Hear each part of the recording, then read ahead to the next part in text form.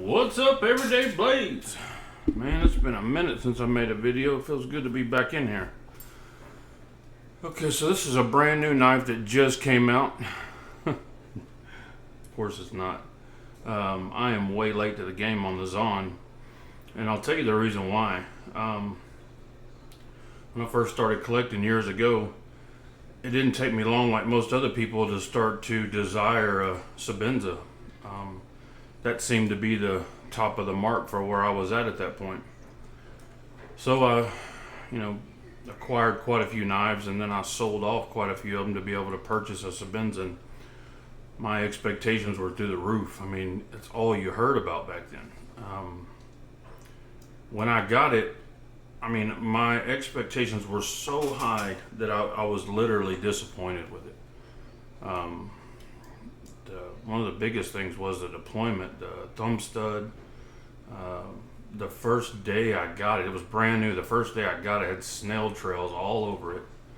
It just didn't meet my expectations, and to be fair, my expectations were way too high. I mean, I was expecting this thing to almost sing with what I'd heard about it, but the build quality, the fit and finish was phenomenal. I mean, that's just what Chris Reeves is known for, but the execution just didn't, it wasn't great for me.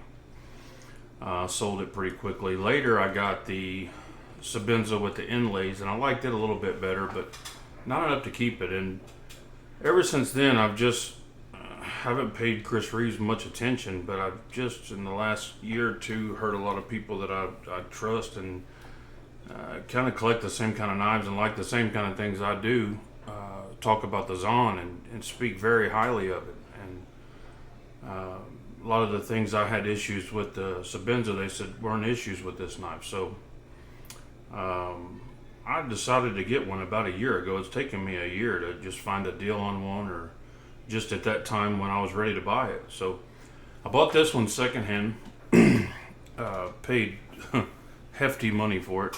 One reason is because of the custom backspacer that was on it with the lanyard loop, but I like it. I'm glad it's on there. I think it looks killer on there. So I'm glad I paid a little bit of extra money. Also, I wanted the S45VN drop point blade. Got both of those. And so one of the complaints with the Zaan was the lock bar. I mean, everybody just said it was just miserable to push this lock bar over. And when I got mine, it was the same way. It was like new in the box. So, of course, I know from experience, when I get almost any knives in, the lock bar is not like I want it. So I adjust it.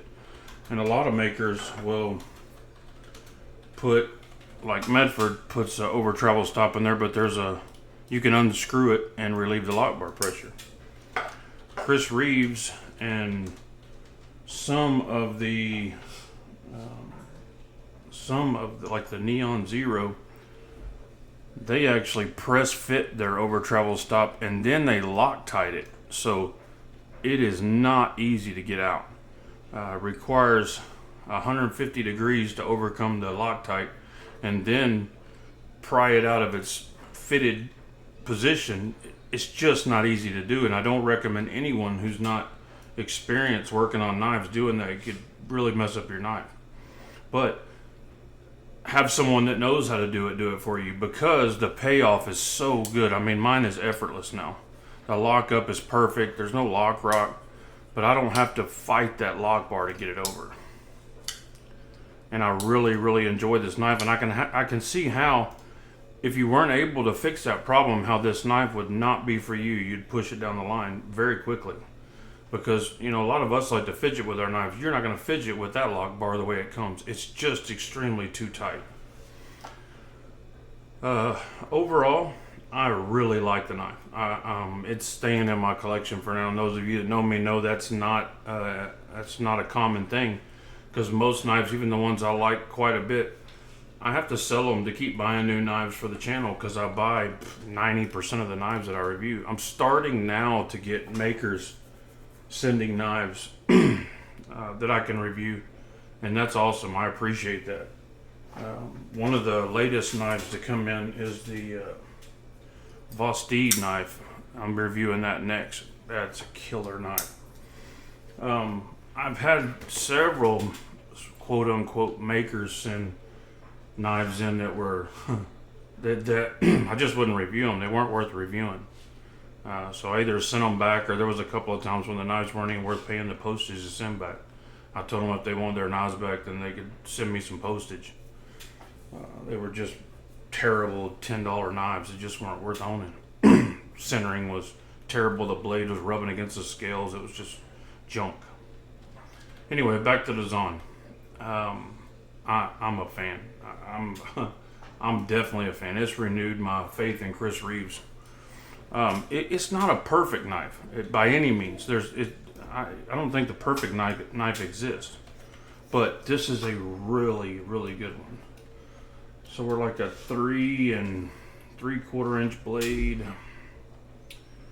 about 4 3/4 handle scales, and 8.5 overall.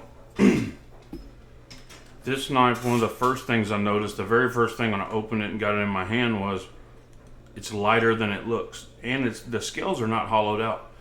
That's one opportunity that Chris Reeves is missing. These scales are just begging to be hollowed out, and then you would have a unbelievable knife. I haven't decided how I feel about the rubber around the stop pins. It is different, when you open your knife and you don't hear that thwack.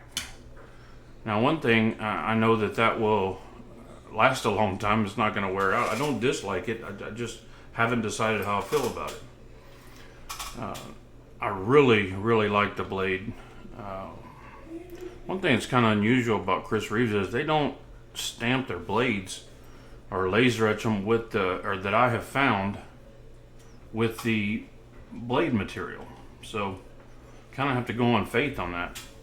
The box says S45VN, so that's what I'm going by. That's what I hope it is. These, and don't let me dog out the Sebenza and keep you from wanting to buy one.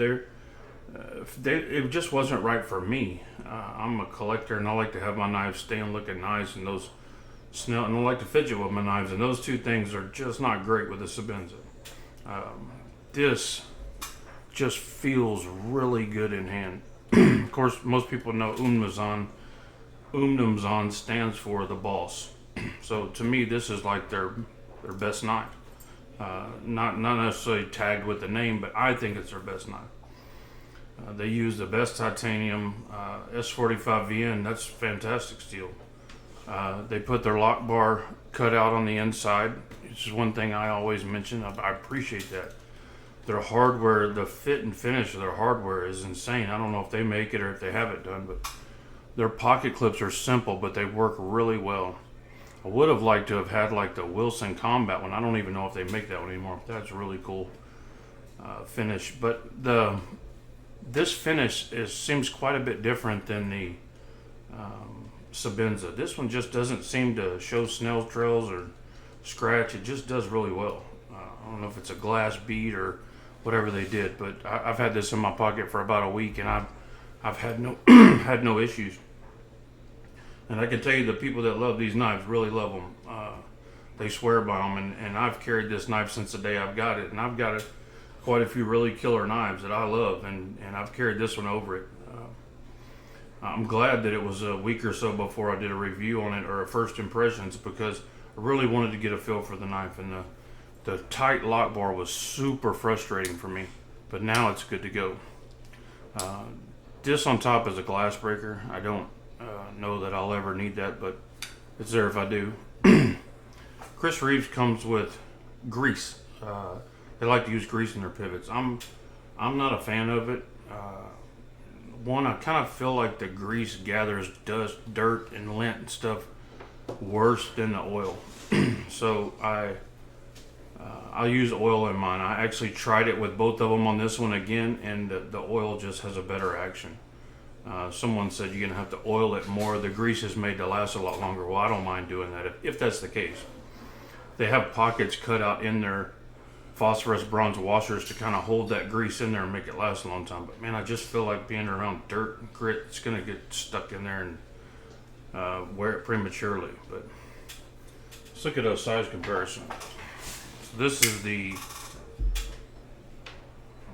PM2. I got one more here. The Medford Slim Midi Marauder. Now, back in the day when I originally reviewed I think the Sebenza was like my second review I ever did. When I reviewed that knife, shortly after that, I got this original Slim Midi, and I said that replaced the Sebenza, which it did, because of course it's quite a bit thinner than the Sebenza, the scales and the blade, and it's just more carryable knife. I'm a big fan of that. A lot of people talk about the Medford overbuilt. They're too big. They're pocket shovels. They have several knives like this. They're not all pocket shovels. They have a full line of knives. But anyway, that is let's check out the weight on it. I think it's like 5 ounces, but let's check it.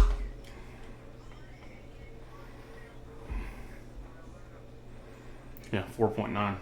Great. And they could really get that down if they milled out the scales, couldn't they? They could really, push this knife over the top. And you're not really changing anything. Just change the procedure of making the scales and just mill them out. You don't need this is 6AL4V titanium. You don't need that thick of titanium for a pocket knife. You just don't. You could shave a lot of weight off of that. And man, you talk about a whole different knife. But it gets 2 thumbs up for me. I'm a huge fan. It's gonna be in my rotation. Guys, thanks for watching.